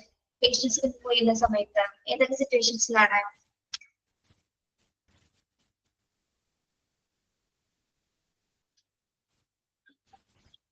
ചില പേഷ്യൻസ് അണ്ടർ കൺട്രോൾഡ് ആയിട്ടുള്ള പേഷ്യൻസ് വരാൻ സാധ്യത അല്ലെ. ഇപ്പൊ ചില മരുന്ന് സഡേഷൻ പോലെ ചിലപ്പോൾ ചിലർ റിയാക്ട് ചെയ്യുന്നത് ചിലപ്പോൾ മറ്റു മനോരോഗികളെ പോലെ ചിലപ്പോൾ റിയാക്ട് ചെയ്യാൻ അൺകോൺഷ്യസ് ആയിട്ട് റിയാക്ട് ചെയ്യുന്നിരിക്കും. അങ്ങനെയുള്ള സമയത്ത് എന്താണ്, റീസ്ട്രെയിനിങ് മൂവ്മെന്റ് ആണ് അവിടെ നടക്കുന്നത്. അങ്ങനെയുള്ള പേഷ്യൻസിനെ നമ്മൾ എങ്ങനെയായിരിക്കും കൺട്രോൾ ചെയ്യുന്നത്, അവരെ പ്രൊട്ടക്ട് ചെയ്യുന്നത് എങ്ങനെയായിരിക്കും? ഇപ്പൊ നമ്മൾ കണ്ടിട്ടില്ലേ, കട്ടിലിന്റെ ബെഡിന്റെ എല്ലാ സൈഡും ക്രോസ് ചെയ്തിട്ടുണ്ടായിരിക്കും. ചിലപ്പോൾ കൈവിലങ്ങ് വെച്ചിട്ടുണ്ടായിരിക്കും, അല്ലെങ്കിൽ കൈകാലുകൾ കൂട്ടി കെട്ടിയിട്ടുണ്ടായിരിക്കും. ഓക്കെ. പിന്നെ സേഫ്റ്റി ജാക്കറ്റുകൾ വെക്കും. അതായത് അവർ മൂവ് ചെയ്ത് താഴേക്ക് വീഴാതിരിക്കാൻ വേണ്ടിയിട്ട് നമ്മൾ സേഫ്റ്റി ജാക്കറ്റ് ലോക്ക് ചെയ്തൊക്കെ ഇടാൻ പറ്റും പേഷ്യൻസിന്. റീസ്ട്രെയിൻ ചെയ്ത പേഷ്യൻസ്. ഇപ്പൊ ചിലപ്പോൾ ചില രോഗാവസ്ഥ മൂലം കാണിക്കുന്നവരുണ്ടാവും. ചിലവർക്ക് ചില സഡേഷൻ മരുന്നുകൾ മൂലം എഴുന്നേറ്റ് വരുമ്പോൾ ചിലപ്പോൾ അബോധാവസ്ഥയിലായിരിക്കും സംസാരിക്കും. ചിലപ്പോൾ എഴുന്നേറ്റ് ഓടാനൊക്കെ ശ്രമിക്കും. അങ്ങനത്തെ പേഷ്യൻസ് കാണിക്കാറുണ്ട്. ഓക്കെ. സർജറിയുടെ ഒരു പെയിനിന്റെ മൂലം ചിലപ്പോൾ നമുക്ക് ശരിക്കും നോർമൽ ആയിട്ടായിരിക്കും ബിഹേവ് ചെയ്യുന്നത്. എമർജൻസി അലാം അതിൽ വരുമോ? എമർജൻസി അലാം ഇതിൽ വരുന്ന പറയാം. ആ മൂവ്മെന്റിനെ നമ്മൾ എങ്ങനെയാണ് പേഷ്യൻസിന്റെ റീസ്ട്രെയിൻ മൂവ്മെന്റ് വരുമ്പോൾ നമ്മൾ അവരെ എങ്ങനെയാണ് കൺട്രോൾ ചെയ്യുന്നതെന്നാണ് പറയുന്നത്. എങ്ങനെയായിരിക്കും കൺട്രോൾ ചെയ്യുന്നത്? നമ്മള് അവരെ നല്ല രീതിയിൽ അത്രയും ബലത്തിൽ പിടിക്കേണ്ടി വരും. അല്ലെങ്കിൽ ജാക്കറ്റ്സുകൾ ഉപയോഗിച്ചിട്ട്, സേഫ്റ്റി വസ്ത്രങ്ങൾ അല്ലെങ്കിൽ ജാക്കറ്റ്സുകൾ ഉപയോഗിച്ച് അവരെ, എന്നിട്ട് രോഗി അക്രമാസക്തമായിട്ട് പെരുമാറുന്ന സമയത്ത്, റീസ്ട്രെയിൻ ആയിട്ട് പെരുമാറുന്ന സമയത്താണ് നമ്മൾ അത്തരത്തിൽ കൺട്രോളിങ് കൊടുക്കേണ്ടത്. പിന്നെ സ്ട്രെയിൻ ജാക്കറ്റ്സുകൾ ഉപയോഗിച്ചിട്ട് അവരെ ക്ലോസ് ചെയ്ത് നമുക്ക് ക്ലോസ് ചെയ്യാൻ പറ്റും. ലോക്ക് ചെയ്തിരിക്കാൻ പറ്റും. ഓക്കെ, അതായത് നമ്മൾ അവിടെ ബാക്കി നിൽക്കുന്ന സ്റ്റാഫുകൾക്ക് പരിക്കേൽക്കാതിരിക്കാൻ വേണ്ടിയിട്ടാണ് നമ്മൾ അങ്ങനെ ചെയ്യുന്നത്. അവർക്കും അതേപോലെ തന്നെ പേഷ്യൻസിനും ഒരേപോലെ ഉപദ്രവമാവാത്ത രീതിയിലാണ് നമ്മൾ പേഷ്യൻസിനെ ലോക്ക് ചെയ്യുന്നത്. യെസ്, എന്തെങ്കിലും തരത്തിലുള്ള അസ്വാസ്ഥ്യങ്ങൾ ഉണ്ടാവുന്ന സമയത്താണ് പേഷ്യൻസിൽ അത്തരത്തിലുള്ള റീസ്ട്രെയിനിങ് മൂവ്മെന്റ്സുകൾ ഉണ്ടാകുന്നത്. ഓക്കെ,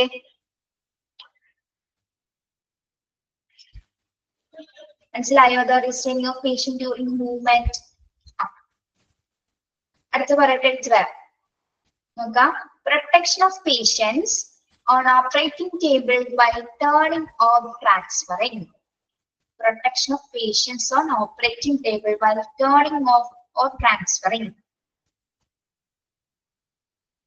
ഇനി എന്താ നമ്മൾ ശ്രദ്ധിക്കേണ്ട മറ്റൊരു കാര്യം? പേഷ്യൻസിനെ ഓപ്പറേറ്റിംഗ് ടേബിളിൽ നിന്ന് ട്രാൻസ്ഫർ ചെയ്യുന്ന സമയത്ത് അല്ലെങ്കിൽ ടേൺ ചെയ്യുന്ന സമയത്ത് എന്താണ് അവരുടെ പ്രൊട്ടക്ഷൻ ഉറപ്പുവരുത്തിയിട്ടായിരിക്കണം പേഷ്യൻസിനെ മാറ്റേണ്ടത്. എന്താണ് അങ്ങനെ പറയുന്നത്? നമ്മളിപ്പോ നേരത്തെ പറഞ്ഞില്ലേ, ഇപ്പൊ ഹെവി പേഷ്യൻസ്, അതുപോലെ ഹെവി പേഷ്യൻസ് ഉണ്ടാവാം, ഇതേപോലെ റീസ്റ്റെയിൻ ആയിട്ടുള്ള പേഷ്യൻസ് ഉണ്ടാവും. ചിലപ്പോൾ നമ്മള് സ്ട്രക്ചറിലേക്ക് മാറ്റുന്ന സമയത്ത്, ഓപ്പറേഷൻ തിയേറ്ററിൽ നിന്ന് മാറ്റുന്ന സമയത്തായിരിക്കും ചിലപ്പോൾ അവർക്ക് ബോധം വരുന്നത്. അപ്പോൾ പെട്ടെന്ന് ചിലപ്പോൾ റിയാക്ട് ചെയ്യുന്ന എങ്ങനെയെന്ന് പറയാൻ പറ്റില്ല. അപ്പൊ നമ്മൾ വളരെയധികം പ്രൊട്ടക്ഷൻ കൊടുത്തിട്ട് വേണമെങ്കിൽ സേഫ്റ്റി ജാക്കറ്റ്സുകൾ വെച്ചിട്ടായിരിക്കും അവരെ ട്രാൻസ്ഫർ ചെയ്യുന്നത്. ഓക്കെ, എപ്പോ വേണമെങ്കിലും നമുക്ക് ഒന്നും പ്രെഡിക്ട് ചെയ്യാൻ പറ്റില്ല അല്ലെ. പ്രത്യേകിച്ച് സർജറിക്ക് കഴിഞ്ഞ സമയത്താണെങ്കിൽ അവിടെ എപ്പോഴാണോ ഉണരുന്നത് ചിലപ്പോൾ പറയാൻ പറ്റില്ല. വേദനയുടെ ഇത് മൂലം ചിലപ്പോൾ എപ്പോ വേണമെങ്കിലും അവർ ഉണർന്നിരിക്കാം. എങ്ങനെയായിരിക്കും ആ ഒരു ബിഹേവിയർ എന്ന് നമുക്ക് പറയാൻ പറ്റില്ല. ഓക്കെ, അപ്പോൾ അത് വളരെയധികം ശ്രദ്ധിക്കേണ്ടതാണ്. പ്രത്യേകിച്ച് ഓപ്പറേറ്റിംഗ് ടേബിളിൽ നിന്ന് അവരെ ട്രാൻസ്ഫർ ചെയ്യുന്ന സമയത്ത് അവരുടെ പ്രൊട്ടക്ഷൻ ഉറപ്പ് വരുത്തി വളരെയധികം സേഫ്റ്റിയോട് കൂടിയിട്ടായിരിക്കും അവരെ ഹാൻഡിൽ ചെയ്യുന്നത്. Okay, then infection prevention control. The point എന്താണ്? infection prevention control.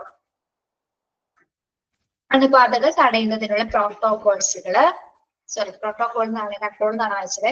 Infection prevention protocols എന്താണ്? അണുബാധ തടയുന്നതിനുള്ള പ്രോട്ടോകോൾസുകൾ, പേഷ്യൻസുമായി ബന്ധപ്പെട്ട അണുബാധ ഇൻഫെക്ഷൻസ് പ്രിവെന്റ് ചെയ്യുന്നതിനുള്ള പ്രോട്ടോകോൾസുകൾ തീർച്ചയായിട്ടും എന്താണ് സ്ഥാപിക്കേണ്ടതാണ്.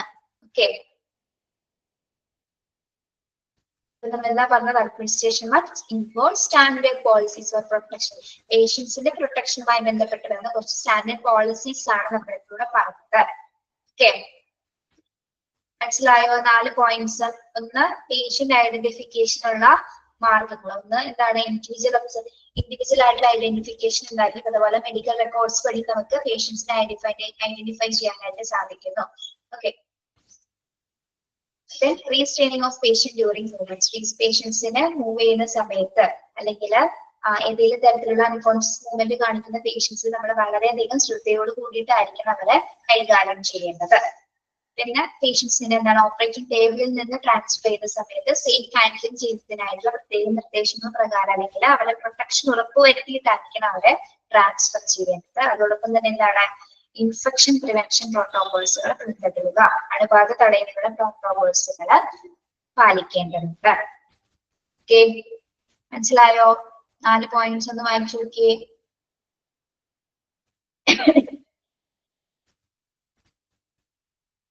യെസ്, ഇനി അടുത്തത്, ഇനി റിക്കവറി റൂമില് പേഷ്യൻസിന്റെ പ്രൊട്ടക്ഷനുമായി ബന്ധപ്പെട്ട് വരുന്ന കാര്യങ്ങൾ തന്നെയാണ് റിക്കവറി റൂമിൽ. ഓപ്പറേഷൻ റിക്കവറി റൂം എന്ന് പറയുമ്പോൾ എന്താണ്?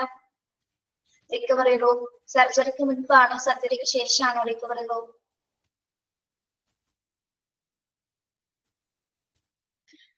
ആഫ്റ്റർ ദ സർജറി അല്ലെ. റിക്കവറി റൂമിൽ പോയതിനു ശേഷം പേഷ്യൻസിന് ശ്രദ്ധിക്കേണ്ട കാര്യം ഉണ്ടാവും ഉണ്ട് അല്ലെ. നമുക്ക് റിക്കവറി റൂമിലാണെങ്കിൽ കൂടി എപ്പോ വേണമെങ്കിലും കോംപ്ലിക്കേഷൻസ് സംഭവിക്കാം അല്ലെ. അറിയാൻ പറ്റില്ല എങ്ങനെയാണെന്നുള്ളത് നമുക്ക് പറയാൻ പറ്റില്ല. അപ്പൊ അതിനെന്താ ചെയ്യേണ്ടത്? Patient observation to be performed every 15 minutes after the surgery, including vital signs, level of consciousness, bleeding, etc. Patient observation ചെയ്തിരിക്കണം. എപ്പോ? ഏകദേശം ഒരു 15 മിനിറ്റ്സ് കൂടുന്ന സമയത്ത് നമ്മൾ സർജറിയുടെ 15 മിനിറ്റ്സ് 15 മിനിറ്റ് കൂടുന്നതിനനുസരിച്ച് നമ്മൾ എപ്പോഴും തന്നെ എന്താണ് പേഷ്യൻസിന്റെ വൈറ്റൽ സയൻസുകൾ, വൈറ്റൽ സയൻസ് അല്ല, ടെമ്പറേച്ചർ, സാച്ചുറേഷൻ, ഹാർട്ട് റേറ്റ് തുടങ്ങിയ കാര്യങ്ങളെല്ലാം വാച്ച് ചെയ്യുക. അതോടൊപ്പം തന്നെ level of consciousness, patient conscious ആണോ എന്ന് എങ്ങനെ അറിയാൻ പറ്റും? പേഷ്യന്റ് കോൺഷ്യസ് ആണോ എന്ന് നമ്മൾ എന്തെങ്കിലും ചോദിക്കുന്നവരെ അവർ റെസ്പോണ്ട് ചെയ്യും അല്ലെ, നമ്മുടെ കമാൻഡ്സ് കൊണ്ട് റെസ്പോണ്ട് ചെയ്യാന്ന് വെക്കുന്നത്. അതായത് നിങ്ങൾ കേൾക്കുന്നുണ്ടോ അതൊക്കെ നമ്മൾ ചോദിക്കില്ലേ, പറയുന്നത് കേൾക്കാമോ? അപ്പൊ ചിലപ്പോൾ അവർ കണ്ണ് തുറക്കുമായിരിക്കും. ഓക്കെ ആണെങ്കിൽ ആൾ കണ്ണ് തുറന്ന് ചിലപ്പോൾ എന്തെങ്കിലും സംസാരിക്കും. ആൾ ഓക്കെ ആണ്, കോൺഷ്യസ് ആണെന്ന് നമുക്ക് മനസ്സിലാവും. ഇത് റിക്കവറി കഴിഞ്ഞ ഓപ്പറേഷൻ കഴിഞ്ഞ് പെട്ടെന്ന് തന്നെയല്ല കേട്ടോ, 50 മിനിറ്റ്സ് കൂടുമ്പോൾ നോക്കുന്നതിനനുസരിച്ച് ഏതൊരു സെക്കൻഡിനനുസരിച്ച് അവർക്ക് മാറ്റം വരാം. ദെൻ ബ്ലീഡിങ് ഉണ്ടോ അതും കൃത്യമായിട്ട് നമ്മൾ ചെക്ക് ചെയ്തിരിക്കണം. ഏകദേശം 50 minutes after the surgery including vital signs, level of consciousness and bleeding etcetera അത് ഒബ്സർവ് ചെയ്തിട്ടുണ്ടായിരിക്കണം. Okay, then all equipment should be ready on demand. എന്താണ് all equipment should be ready on demand? എന്താണ് എല്ലാ ഉപകരണങ്ങളും ലേറ്റസ്റ്റുമായി ബന്ധപ്പെട്ട എല്ലാ ഉപകരണങ്ങളും ആവശ്യാനുസരണം അവിടെ ലഭ്യമായിട്ടുണ്ടായിരിക്കണം. എല്ലാ ഉപകരണങ്ങളും ആവശ്യാനുസരണം തയ്യാറായിരിക്കണം അല്ലെ. എപ്പോ വേണമെങ്കിലും പേഷ്യൻസിന്റെ കണ്ടീഷൻസ് മാറാം, അതിനനുസരിച്ചിട്ട് എല്ലാ എമർജൻസി ഉപകരണങ്ങളും അവിടെ തയ്യാറായിരിക്കണം. Restriction of visitors to prevent infection. എന്താ പറയുന്നത്? Restriction of visitors to prevent infection. അണുബാധ തടയുന്നതിനായിട്ട് നമ്മൾ സന്ദർശകരെ നിയന്ത്രിക്കണം അല്ലെ. തിയേറ്റേഴ്സിലൊന്നും ആരും സർജറി കഴിഞ്ഞ ശേഷം ഉടനടി ഒന്നും ആരും ഒന്നും അതിനകത്തേക്ക് പ്രവേശിപ്പിക്കില്ല അല്ലെ. ഓക്കെ, അപ്പൊ എന്താണ് എന്തെങ്കിലും തരത്തിൽ ഇൻഫെക്ഷൻ വരാൻ സാധ്യത ഉള്ളത് കൊണ്ട് തന്നെ വിസിറ്റേഴ്സിനെ അലോ ചെയ്യുന്നതല്ല. Restriction of visitors to prevent infection. അണുബാധ തടയാനായിട്ട് സന്ദർശകരുടെ നിയന്ത്രണം ഉണ്ടായിരിക്കണം. ഓക്കെ, ഇത് റിക്കവറി റൂംസിൽ വരുന്ന പോളിസീസ് ആൻഡ് പ്രോട്ടോകോൾസ് ആണ്. ഒന്ന് പേഷ്യൻസിന് 50 മിനിറ്റ്സ് സർജറിക്ക് ശേഷം എന്താണ് 50 മിനിറ്റ്സ് കൂടുമ്പോൾ അവരുടെ vital signs, level of consciousness, bleeding ഒക്കെ കൃത്യമായിട്ട് ചെക്ക് ചെയ്തോണ്ടിരിക്കുക. പിന്നെ എല്ലാ എക്യുപ്മെന്റ്സും എപ്പോഴും തന്നെ അവിടെ അവൈലബിൾ ആയിരിക്കണം. അതുപോലെ തന്നെ എന്താണ് വിസിറ്റേഴ്സിനെ റെസ്ട്രിക്ട് ചെയ്യണം. ഇൻഫെക്ഷൻ പ്രിവെന്റ് ചെയ്യുന്നതിനായിട്ട് വിസിറ്റേഴ്സിനെ നമ്മൾ റെസ്ട്രിക്ട് ചെയ്യേണ്ടതാണ്. ഓക്കെ, ക്ലിയർ ആണോ ഇത്?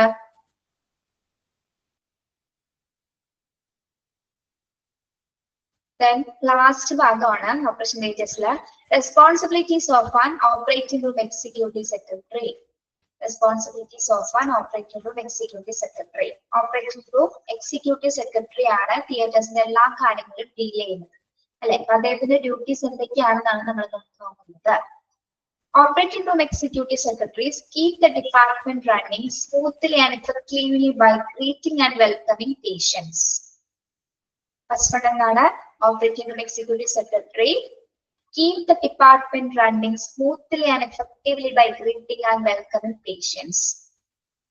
തിയേറ്റേഴ്സിന്റെ എല്ലാ പ്രവർത്തനവും ഡിപ്പാർട്ട്മെന്റുമായി ബന്ധപ്പെട്ട് വരുന്ന എല്ലാ പ്രവർത്തനങ്ങളും എഫക്റ്റീവ് ആയിട്ട് കൈകാര്യം ചെയ്യുന്നതും പേഷ്യൻസിനെ ഗ്രീറ്റ് ചെയ്യുന്നതും വെൽക്കം ചെയ്യുന്നതും ആരാണ്?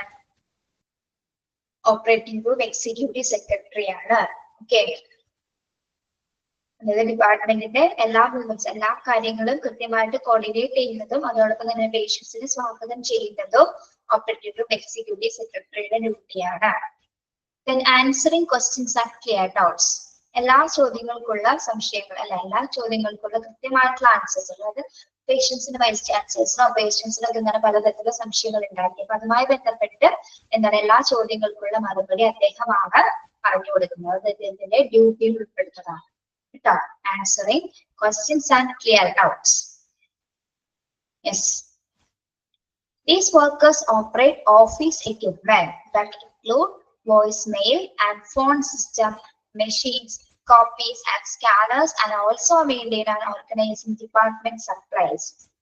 ഇവർക്ക് ഓഫീസ് ഡ്യൂട്ടിയിൽ വരുന്നത്, അതായത് ഓപ്പറേറ്റിംഗ് റൂം എക്സിക്യൂട്ടീവ് സെക്രട്ടറിക്ക് മറ്റ് ഡ്യൂട്ടീസും വരുന്നത് എന്തൊക്കെയാണ്?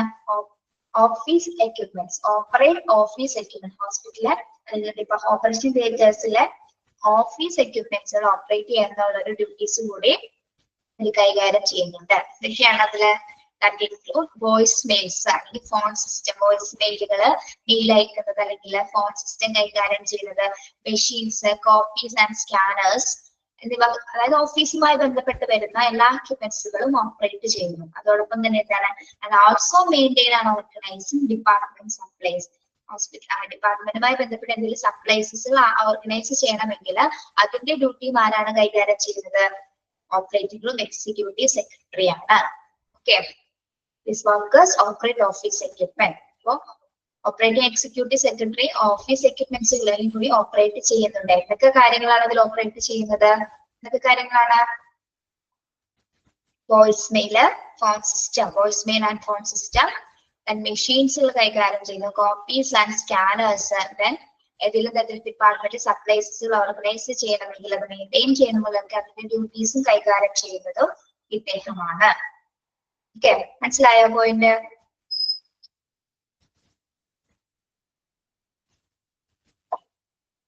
യെസ്. അടുത്ത point, they accept and route messages and transfer correspondence verbally or through write form.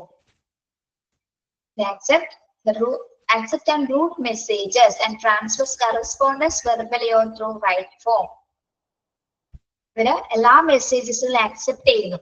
അതായത് പേഷ്യൻസിന്റെ മറ്റ് മറ്റ് ഡിപ്പാർട്ട്മെന്റുകളുമായി ബന്ധപ്പെട്ട് വരുന്ന എല്ലാ മെസ്സേജസുകളും ആക്സെപ്റ്റ് ചെയ്യുകയും അതോടൊപ്പം തന്നെ എന്താണ് അതിന് കൃത്യമായിട്ടുള്ള മറുപടി അല്ലെ കറസ്പോണ്ടൻസിന്റെ മറുപടി കൃത്യമായിട്ട് വെർബലി അല്ലെങ്കിൽ വാക്കാലെയോ അല്ലെങ്കിൽ റിട്ടേൺ ഫോമിലോ ആയിരിക്കും എല്ലാ മെസ്സേജുകൾക്കുള്ള മറുപടികൾ തിരികെ അയക്കുന്നത്.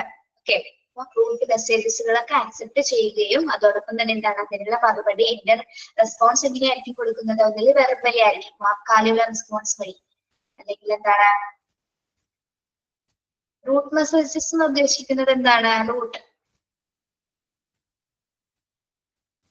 ആ ഡിപ്പാർട്ട്മെന്റലുമായി ബന്ധപ്പെട്ട കാര്യങ്ങൾ അവർ ഷെയർ ചെയ്യും അല്ലെ, ഡിപ്പാർട്ട്മെന്റ് വൈസസ് ഉള്ള മെസ്സേജസുകളെ കറക്റ്റ് ആയിട്ട് ഷെയർ ചെയ്യും. ഞാൻ ഷെയർ ചെയ്യുന്ന സമയത്ത് അതിന്റെ റെസ്പോൺസുകൾ കൊടുക്കുന്നത് ഒന്നില്ലെങ്കിൽ എങ്ങനെയായിരിക്കും? വോയിസിലൂടെ ആയിരിക്കും, അല്ലെങ്കിൽ വാക്കാലെ ആയിരിക്കും, അല്ലെങ്കിൽ റിട്ടേൺ ഫോമിലായിരിക്കും ഉള്ളവര് അതിന്റെ മെസ്സേജിലുള്ള മറുപടീസിലൂടെ കൊടുക്കുന്നത്. ഓക്കെ, സന്ദേശങ്ങള് ആക്സെപ്റ്റ് ചെയ്യുകയും അത് കൈമാറുകയും ചെയ്യുന്നു. ഓക്കെ, റൂട്ട് എന്ന് വെച്ചൊരു വേ ആണ് കേട്ടോ. Okay, yes. എവിടെ നിന്നൊക്കെ ആയിരിക്കും മെസ്സേജസ് വരുന്നത്? പ്രധാനമായിട്ടും റൂട്ട് മെസ്സേജസ് വരുന്നത് എവിടെ നിന്നൊക്കെ ആയിരിക്കും മെസ്സേജസ് വരുന്നത്?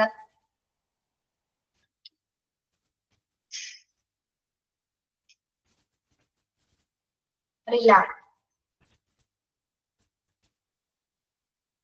ആ ഡിപ്പാർട്ട്മെന്റിൽ നിന്ന് തന്നെ വരാം അല്ലെ, ആ ഓപ്പറേഷൻ തിരിച്ച ഡിപ്പാർട്ട്മെന്റിൽ നിന്ന് തന്നെ മെസ്സേജ് വരാം. അത് ഡിപ്പാർട്ട്മെന്റിൽ നിന്ന് മെസ്സേജ് വരാം. മറ്റ് അനുബന്ധ ഡിപ്പാർട്ട്മെന്റുകളുമായി ബന്ധപ്പെട്ടും എന്തെങ്കിലും തരത്തിലുള്ള മെസ്സേജസുകൾ വരികയോ അതിനുള്ള കൃത്യമായിട്ടുള്ള മറുപടികൾ വാക്കാലെയോ അല്ലെങ്കിൽ റിട്ടേൺ ഫോമിൽ അവരെ തിരിച്ചയക്കുകയും ചെയ്തു. ഓക്കെ, ക്ലിയർ ആണോ?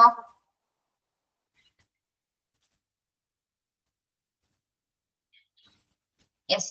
അടുത്തത് അഡീഷണൽ ഡ്യൂട്ടീസ് വരുന്നുണ്ട് അവർക്ക്. അഡീഷണൽ ഡ്യൂട്ടീസ് എന്തൊക്കെയാണ്? Additional duties consist of taking specimens to the lab, helping scheduling procedures, supporting the department through updating bed status. Additional duties എന്ന് പറയുമ്പോൾ taking specimen to the lab, അതായത് ലാബുകളിലേക്ക് മാതൃകകൾ അല്ലെ, ലാബിലേക്ക് സ്പെസിമെൻസ് കൊണ്ടുപോവുക, അല്ലെങ്കിൽ helping scheduling procedures. Verbally means വാക്കാലെ, വാക്കില് വോയിസ് അയക്കുക അല്ലെങ്കിൽ നേരിട്ട് പറയുകയോ ചെയ്യും. ഓക്കെ, എന്താണ് helping scheduling procedure, supporting the department through updating bed status. എന്താണ് ലാബിലേക്കുള്ള മാതൃക, ചില ലാബിലേക്ക് മാതൃക കൊണ്ടുപോകുന്ന ഡ്യൂട്ടീസ് അല്ലെങ്കിൽ അഡീഷണൽ ഡ്യൂട്ടീസ് ആണ് കേട്ടോ. ഓപ്പറേറ്റിംഗ് ഗ്രൂപ്പ് എക്സിക്യൂട്ടീവ് സെക്രട്ടറിയുടെ അഡീഷണൽ ഡ്യൂട്ടീസ് ആണ് നമ്മൾ പറയുന്നത്. എന്തൊക്കെയാണ്? ഒന്ന്, taking specimens to the lab, ലാബിലേക്ക് മാതൃക കൊണ്ടുപോവുക അല്ലെ, എന്തെങ്കിലുമായി ബന്ധപ്പെട്ട സ്പെസിമെൻസ് കൊണ്ടുപോകുക. Then helping scheduling procedures, supporting the department through updating bed status. പിന്നെന്താ ഹെൽപ്പിന് എന്തിലൊക്കെ ഹെൽപ്പ് ചെയ്യുന്നുണ്ട്? ഷെഡ്യൂളിംഗ് പ്രൊസീജിയേഴ്സ്, ഹോസ്പിറ്റലിലെ ഷെഡ്യൂളിംഗുമായി ബന്ധപ്പെട്ട പ്രൊസീജിയേഴ്സിന് ഹെൽപ്പ് ചെയ്യുന്നതും അതോടൊപ്പം എന്താണ് ബെഡ് സ്റ്റാറ്റസുകൾ അപ്ഡേറ്റ് ചെയ്യുന്നു. എത്രത്തോളം ബെഡ്സിന്റെ അവൈലബിലിറ്റി എത്രത്തോളം ഉണ്ട് എന്നുള്ള കാര്യങ്ങളൊക്കെ അപ്ഡേറ്റ് ചെയ്യുന്നതിന്റെ ഡ്യൂട്ടി, അഡീഷണൽ ആയിട്ടുള്ള ഡ്യൂട്ടിമാരാണ് കൈകാര്യം ചെയ്യുന്നത്? ഓപ്പറേറ്റിംഗ് ഗ്രൂപ്പ് എക്സിക്യൂട്ടീവ് സെക്രട്ടറി ആണ്. ഓക്കെ, ലാബിലേക്ക് മാതൃകകൾ കൊണ്ടുപോകുന്നതും മറ്റ് ഷെഡ്യൂളിംഗ് പ്രൊസീജിയേഴ്സുകൾ സപ്പോർട്ട് ചെയ്യുന്നത്, അതുപോലെ തന്നെ ബെഡ് സ്റ്റാറ്റസുകൾ അപ്ഡേറ്റ് ചെയ്യുന്നത്, ബെഡ്സിന്റെ അവൈലബിലിറ്റി ഒക്കെ അപ്ഡേറ്റ് ചെയ്യുന്നതും അദ്ദേഹമാണ്. ഓക്കെ,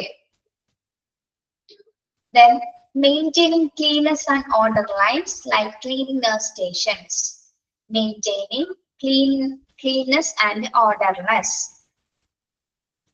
തിയേറ്റേഴ്സിനകത്ത് എന്താണ് നല്ല രീതിയിലുള്ള ശുചിത്വം പാലിക്കുന്നു. ഇവിടുത്തെ പോലെ നഴ്സിംഗ് സ്റ്റേഷൻസിലെ പോലെ തന്നെ ഇവിടെ അകത്തും ഓപ്പറേഷൻ തിയേറ്റേഴ്സിന്റെ അകത്തും എന്താണ് ഡിപ്പാർട്ട്മെന്റ്സിന്റെ അകത്തും വളരെ ശുചിത്വം പാലിക്കേണ്ട ഡ്യൂട്ടിയും അദ്ദേഹമാണ് നോക്കുന്നത്. Okay.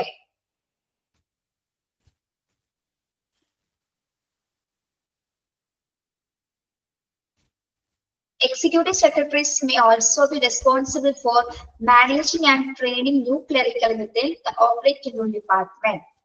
Executive secretaries may also be responsible for managing and training new clerical within the operating room department. എന്താണ് ലാസ്റ്റ് പോയിന്റിൽ പറയുന്നത്? ഓപ്പറേഷൻ റൂമിലെ പുതിയ ക്ലറിക്കൽമാരെ അല്ലെ, പുതിയ ക്ലറിക്കൽമാർക്ക് കൃത്യമായിട്ടുള്ള ട്രെയിനിങ് കൊടുക്കുന്നതും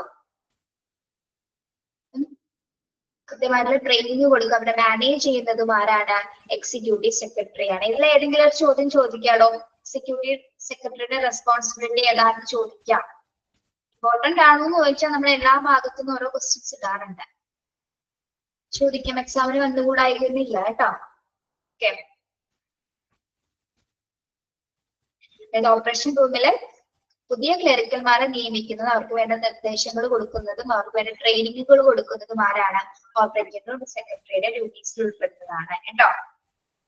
യെസ്, അവരൊക്കെ പുതിയ ട്രെയിനിങ് കൊടുക്കുന്നത് അദ്ദേഹമാണ്.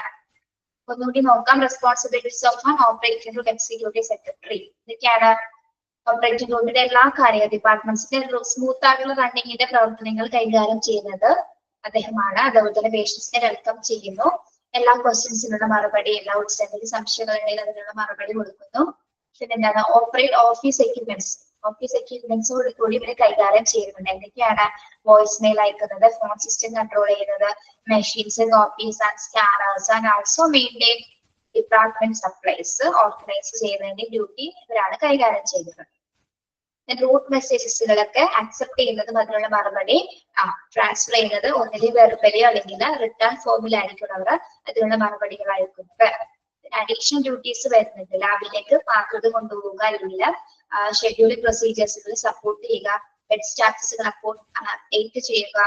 പിന്നെ ഇവിടെ തിയേറ്റേഴ്സിന്റെ ഡിപ്പാർട്ട്മെന്റ് കംപ്ലീറ്റ് ആയിട്ടുള്ള ക്ലീനിങ്സ്, മതിയായ ശുചിത്വം പരിപാലിക്കുക.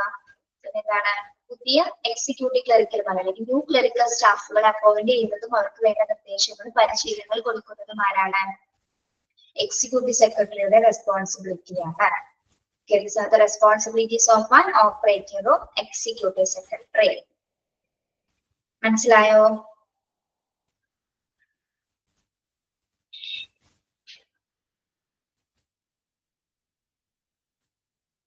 യെസ്, ക്ലിയർ ആണോ?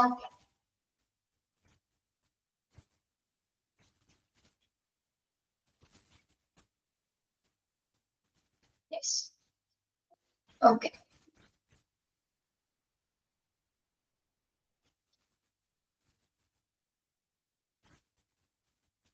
സിക്സ്ത് പോയിന്റ് ആണോ ചോദിച്ചത്?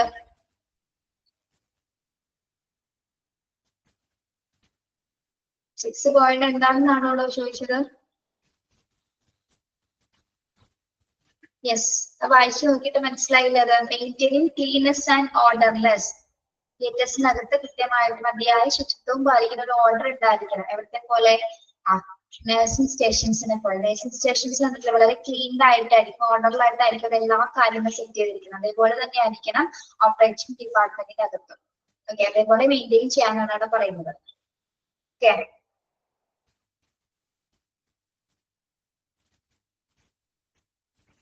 നല്ല വൃത്തി ഉണ്ടായിരിക്കണം, നല്ലൊരു ക്രമം പാലിക്കണം, ഓർഡർ ഉണ്ടായിരിക്കണം. ഓക്കെ, വേറെ എന്തെങ്കിലും ചോദിക്കാനുണ്ടോ?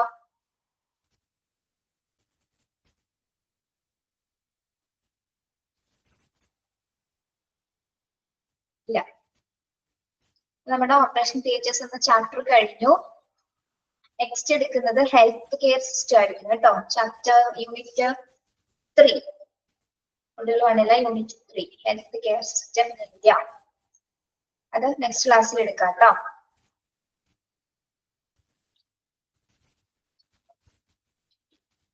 ക്വസ്റ്റ്യൻസ് ചോദിച്ചാന്ന് പറയാമോ?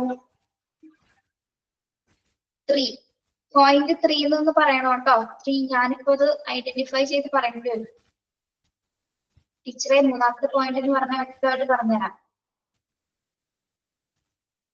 അതായത് ഓപ്പറേറ്റിംഗ് എക്സിക്യൂട്ടീവ് സെക്രട്ടറികൾക്ക് മറ്റു ഓഫീസ് വർക്കേഴ്സ് കൂടി ഓപ്പറേറ്റ് ചെയ്യുന്നുണ്ട്. അതായത് ഓപ്പറേറ്റ് ഓഫീസ് എക്യുപ്മെന്റ്സ് ആണ്. അതായത് ഓഫീസുമായി ബന്ധപ്പെട്ട് വരുന്ന എന്തൊക്കെ കാര്യങ്ങളാണ്? വോയിസ് മെയിൽ ചെക്ക് ചെയ്യുക, ഫോൺ സിസ്റ്റം കൺട്രോൾ ചെയ്യുക, മെഷീൻസ്, ഇതിനുള്ള കോപ്പീസ് എടുക്കുന്നത്, സ്കാനേഴ്സ് ഉപയോഗിച്ചുകൊണ്ട് അല്ലെങ്കിൽ ഓഫീസുമായി ബന്ധപ്പെട്ട് വരുന്ന എല്ലാ വർക്കുകളും കൈകാര്യം ചെയ്യും. അതോടൊപ്പം തന്നെ എന്താണ്? And also maintain and organise department supplies. എന്തെങ്കിലും സപ്ലൈസുകൾ ആവശ്യമായിട്ടുണ്ടെങ്കിൽ അതൊക്കെ ഓർഗനൈസ് ചെയ്ത് കൊടുക്കുന്നതോ ആരാണ്? ഓപ്പറേറ്റീവ് എക്സിക്യൂട്ടീവ് സെക്രട്ടറി ആണ്. ഓക്കെ, മനസ്സിലായോ?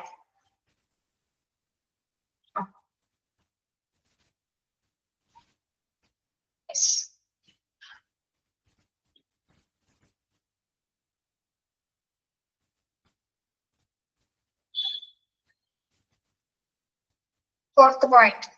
They accept and route message and transfer correspondence verbally or through write form. ഏതെങ്കിലും തരത്തിലുള്ള മെസ്സേജസ്, റൂട്ട് മെസ്സേജസ് വരികയാണെങ്കിൽ അല്ലെങ്കിൽ ഡിപ്പാർട്ട്മെന്റൽ വൈസ് മെസ്സേജസ്, സന്ദേശങ്ങൾ വരികയാണെങ്കിൽ ആ സന്ദേശങ്ങൾ സ്വീകരിക്കുന്നത്, അക്സെപ്റ്റ് ചെയ്യുകയും അതിനുള്ള മറുപടി കൊടുക്കും. എങ്ങനെയാണ് അതിനുള്ള മറുപടി കൊടുക്കുന്നത്? Transfers correspondence verbally or through write form.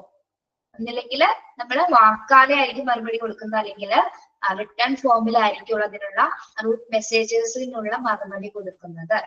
Okay, മനസ്സിലായോ? എന്താണ് അഞ്ചു ഒരു കൺഫ്യൂഷൻ മുഖത്ത്?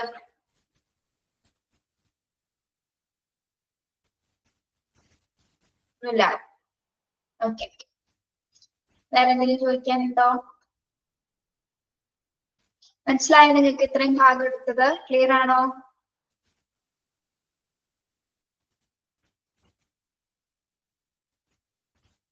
ഈ റിക്കവറി റൂമില് ഈ ഒരു പോയിന്റ് നിങ്ങൾ അണ്ടർലൈൻ ചെയ്തതാട്ടോ.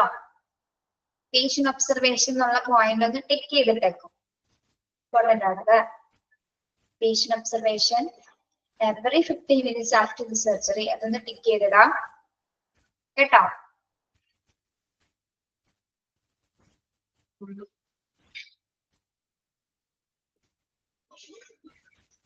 Then ഇതിലെ ലാസ്റ്റ് പോയിന്റ്, ഓപ്പറേറ്റിംഗ് എക്സിക്യൂട്ടീവ് സെക്രട്ടറിയുടെ last point,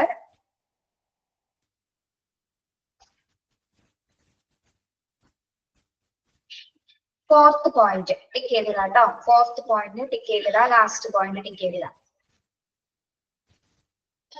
okay, yes. Okay, thank you. Have a nice day.